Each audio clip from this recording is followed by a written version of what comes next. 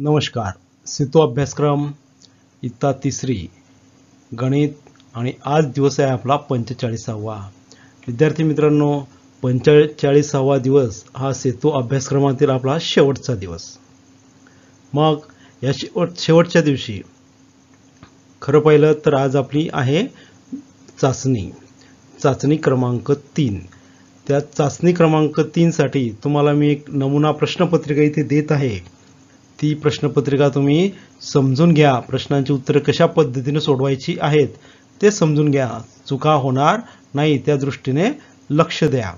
सुरुवातीपासून शेवटपर्यंत तुम्ही हे सर्व प्रश्न व्यवस्थित बघा, कशा पद्धतीने सोडवायचे ते समजून घ्या. आणि चला तर आज आपली नमुना प्रश्नपत्रिका चाचणी क्रमांक 3. चला, पहिला प्रश्न आता आपण बघणार आहोत. त्या प्रश्नात जाण्यापूर्वी सुरुवातीला तुम्हाला काय करायचं आहे, इथे तुमच्या शाळेचं पूर्ण नाव लिहायचं. त्यानंतर तुमचं इथे पूर्ण नाव लिहायचं विद्यार्थ्याच्या नावासमोर. इयत्ता तिसरी गणित आणि तिला गुण आहेत एकूण आपले 20. या 20 गुणांच्या चाचणीमध्ये तुम्हाला एकूण 13 प्रश्न विचारलेले आहेत. किती प्रश्न विचारलेले आहेत? 13 प्रश्न. चला बघूयात आपण एकेकापासून. बघा, पहिला प्रश्न आहे, चित्ररूपातील संख्या अंकात व अक्षरात लिही. आता इथे तुम्हाला चित्ररूपात काय दिसतंय बरं? बरोबर, इथे काय आहेत? दशक दिसत आहेत ना, दशकाचं घर. इथे काय आहेत? एकक आपले सुट्टे आणि दशक आपले दशक दांडे. बरोबर. असेच आपण पिवळ्या रंगामध्ये बघितलेले होते. आता इथे तुम्हाला लाल रंगामध्ये दिसत आहेत. बरं, चला मग हे एकक किती आहेत ते मोजा, तो अंक इथे लिहा. दशक किती आहे, दशक दांडे ते मोजा आणि ते उत्तर इथे लिहा. लिहिलं. मग हे दोघं मिळून कोणती संख्या तयार झाली ती संख्या इथे लिहा एकत्रित. लिहिलीत. मग ही संख्या तुम्हाला इथे अंकारूपात लिहायचं आहे, अंकात लिहायचं आहे. आणि जी आलेली संख्या इथे अक्षरामध्ये लिहिणार आहात. कशी? अक्षरामध्ये. हे दोन्ही संख्या तुम्ही बरोबर लिहिल्यात, तुम्हाला 2 गुण मिळणार. किती गुण मिळणार? 2 गुण. चला दुसरा प्रश्न बघूयात. बघा, प्रश्न 2 मध्ये रिकाम्या चौकटीतील योग्य संख्या लिही. इथे रिकाम्या चौकटी दिल्या सुरुवातीला पण आणि शेवटी पण. मधली आपल्याला संख्या दिलेली आहे 7.6 बरोबर. मग 76च्या अगोदरची येणारी किंवा 76च्या मागची संख्या इथे कोणती असेल ती लिहिणार आहात. आणि 76च्या पुढे येणारी, 76च्या नंतर येणारी संख्या कोणती आहे ती इथे लिहिणार. या दोन्ही संख्या तुम्ही बरोबर लिहिल्यात, तुम्हाला 2 गुण मिळणार. किती गुण मिळणार? 2 गुण. चला प्रश्न 3 बघूया. बघा, दिलेल्या संख्या चढत्या व उतरत्या क्रमाने लिहा. आपण चढता उतरता क्रम शिकलोयत ना, लहान मोठी. मग आता इथे 45 4.5 एकक, 98 9.8 एकक आणि 32 दिलेला आहे 3.2 एकक. आपण यांचा चढता उतरता क्रम कसा ठरवू, लहान मोठी संख्या कशावरून ठरवू?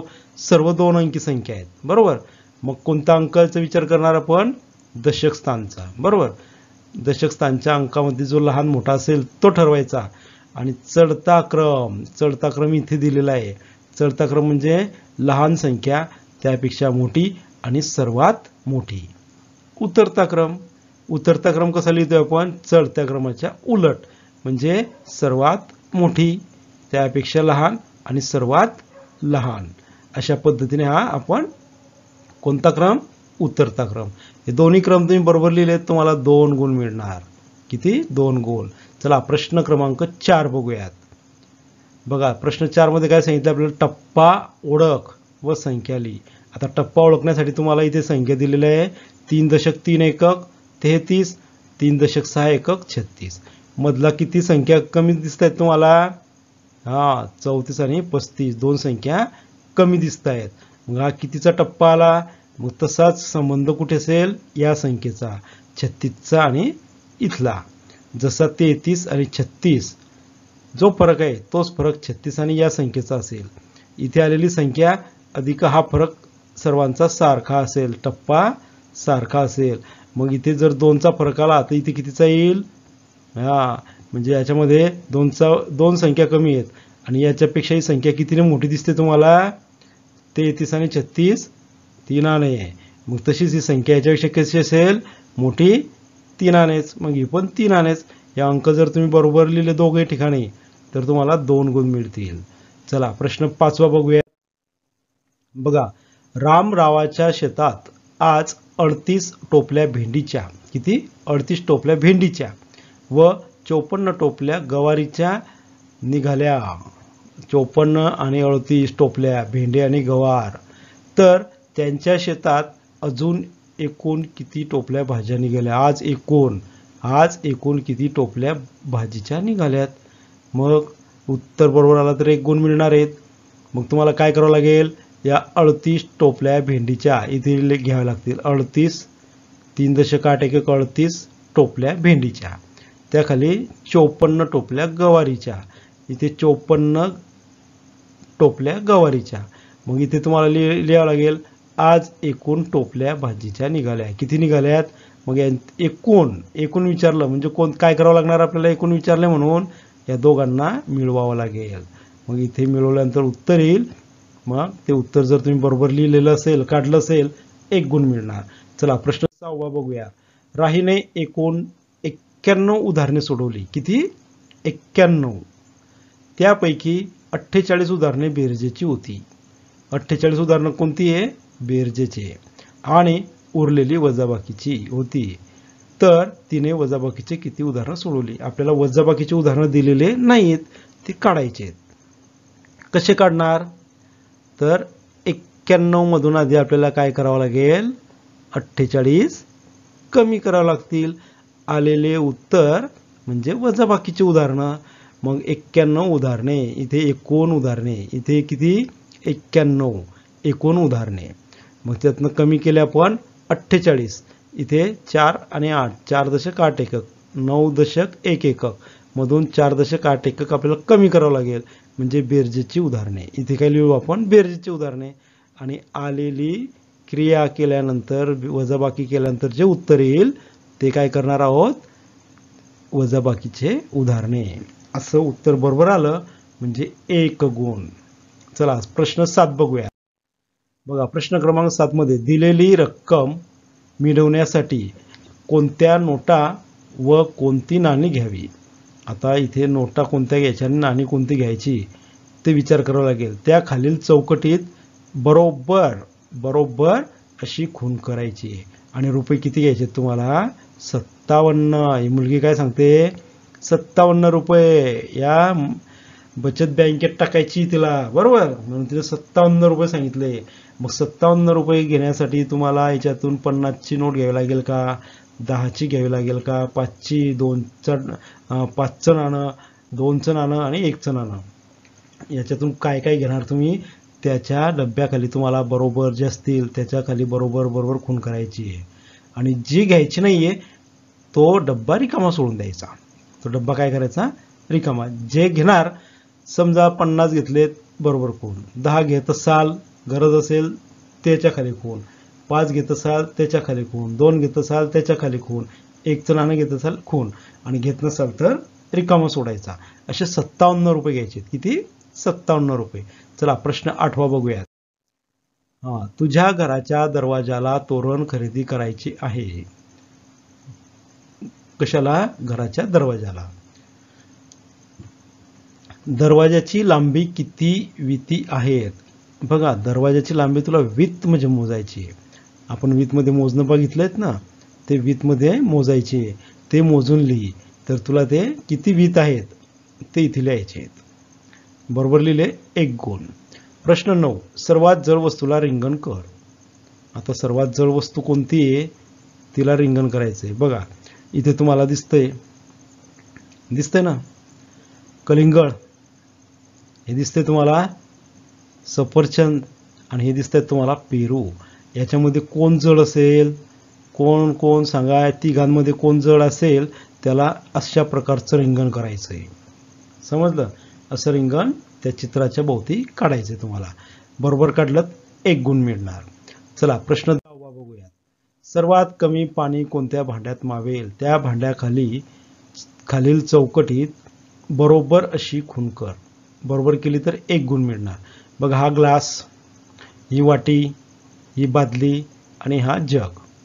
यामध्ये सर्वात कमी पाणी कोणत्या भांड्यात मावेल? सर्वात कमी. ज्या भांड्यात सर्वात कमी पाणी मावेल त्याच्या खालील चौकटीत तुम्हाला बरोबरची खूण करायची आहे. बरोबर अशी या चौकटींमध्ये तुम्हाला जे बरोबर असेल त्याच्यावर का त्याला खूण करायची. सर्वात कमी पाणी कशात मावेल? ग्लासात, वाटीत, बादलीत की जगमध्ये? बरोबर लिहिलं, 1 गुण. चला प्रश्न 11वा बघूयात. प्रश्न 11, खालील आकृतिबंध पूर्ण कर. आकृतिबंध तुम्हाला खूप समजलेला आहे, बरोबर, आणि 2-3दा तुम्ही शिकले आहात. मग बघा, इथे दिलेला आहे आपल्याला चौरस, हा अंडाकृती आकार, हा अंडाकृती आकार, चौरस, अंडाकृती आकार, अंडाकृती आकार. मग पुढे काय येईल? इथे कसे गट केलेले दिसते तुम्हाला? चौरस 2 अंडाकृती आकार, चौरस 2 अंडाकृती आकार. मग तसाच टप्पा तुम्हाला काय करावं लागेल? तसाच गट तुम्हाला पुढे इथे रंगवायचा आहे, काढायचा आहे. बरोबर काढला, 1 गुण. चला प्रश्न क्रमांक 13. इथे बघा, वार्षिक स्नेहसंमेलनानिमित्त आलेल्या पालकांनी त्यांची वाहने वाहनतळावर ठेवली. बघा, कार्यक्रमाला तुम्ही जेव्हा शाळेत जातात तेव्हा तुमच्या आईसोबत, वडिलांसोबत तुम्ही जातात, बरोबर. त्यावेळेस तुम्ही वाहनांचा वापर करतात शाळेत जाण्यासाठी.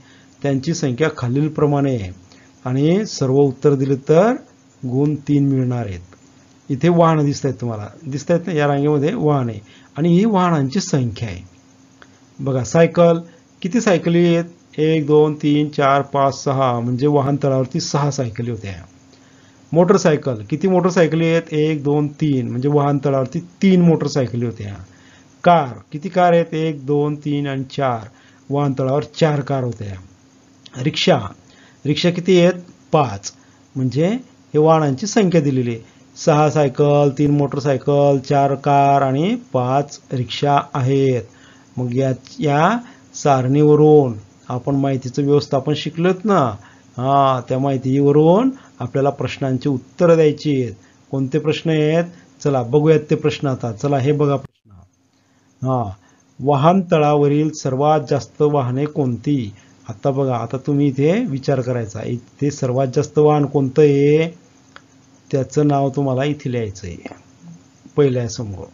दुसरं, वाहनतळावरील सर्वात कमी वाहने कोणती? कोणती वाहनं सर्वात कमी आलेली याच्यामध्ये? सर्वात कमी वाहनं कोणती दिसत आहेत ते नाव तुम्हाला इथे लिहायचं. तिसरं आहे, वाहनतळावरील एकूण वाहने किती? आता वाहनतळावरील एकूण वाहने, एकूण म्हटलं म्हणजे तुम्हाला या सर्वांची काय करावं लागणार? बेरीज.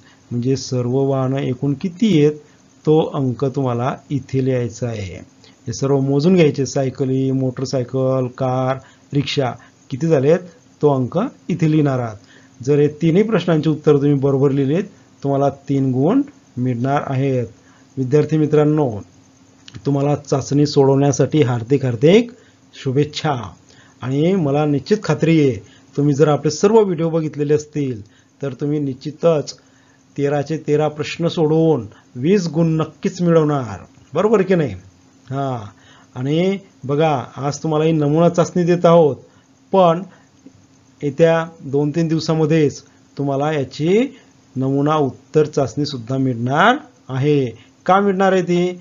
तुम्ही सोडवलेल्या प्रश्नपत्रिकेतील तुमची उत्तरं बरोबर किती बरोबर आहेत ते शोधण्यासाठी आणि कशा पद्धतीने लिहायची होती ते तुम्हाला कळावं म्हणून पुढील व्हिडिओ सुद्धा तुम्ही नक्की बघा.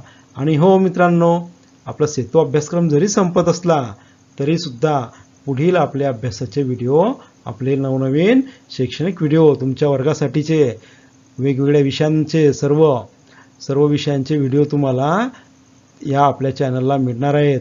म्हणून तुम्ही आपल्या चॅनलला सबस्क्राईब करायला विसरू नका. ज्ञानज्योती यूट्यूब चॅनलमध्ये हा व्हिडिओ आपण बघितला आणि तो आवडला असेल त्याला लाईक करा, चॅनलला सबस्क्राईब करा, आपल्या शिक्षक मित्रांना शेअर करा, विद्यार्थ्यांना शेअर करा आणि सबस्क्राईब करा, कारण की यापुढील व्हिडिओसुद्धा आपले सुरूच राहणार असून आपणास सर्वप्रथम बघायला मिळावेत म्हणून सबस्क्राईब करा, बेल आयकॉनला क्लिक करा आणि व्हिडिओ बघितला त्याबद्दल आपले मनपूर्वक धन्यवाद.